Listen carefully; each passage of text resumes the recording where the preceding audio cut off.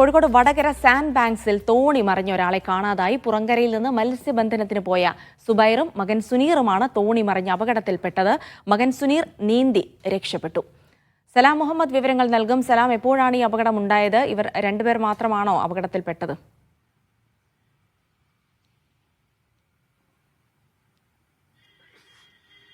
ചൊവ്വാഴ്ച രാത്രി 11 മണിയോട് കൂടിയാണ് ഈ അപകടം ഉണ്ടാകുന്നത്. ശക്തമായ കാറ്റും മഴയിലും പെട്ട് ഈ തോണി മറയുകയായിരുന്നു. തോണിയിലുണ്ടായിരുന്നത് പുറങ്കരയിൽ നിന്നും മത്സ്യബന്ധനത്തിന് പോയ സുബൈറും അവരുടെ മകൻ സുനീറുമായിരുന്നു. സുനീർ എന്നാൽ ഒഴുക്കിന് പെട്ടതിനെ തുടർന്ന് നീന്തി രക്ഷപ്പെടുകയായിരുന്നു. എന്നാൽ സുബൈർ ഒഴുക്കിൽപ്പെടുകയായിരുന്നു. അങ്ങനെയാണ് ഈ അപകടം ഉണ്ടായിട്ടുള്ളത്. ഏതായാലും നാട്ടുകാരുടെ നേതൃത്വത്തിൽ മാത്രമാണ് ഇപ്പോൾ ഈ പ്രദേശത്ത് തിരച്ചിൽ നടക്കുന്നത്. അതുകൊണ്ട് തന്നെ ഏതെങ്കിലും തരത്തിലുള്ള അധികൃതരുടെ ഇടപെടൽ വേണമെന്ന് ആ നാട്ടുകാർ വിളിച്ചു പറയുന്നുണ്ട്. അങ്ങനെ ഈ അധികൃതരുടെ ശ്രദ്ധയിൽ ഇക്കാര്യം പെടുത്തണമെന്നുള്ള ഒരു അഭ്യർത്ഥനയാണ് അവർ മുന്നോട്ട് വെക്കുന്നത്.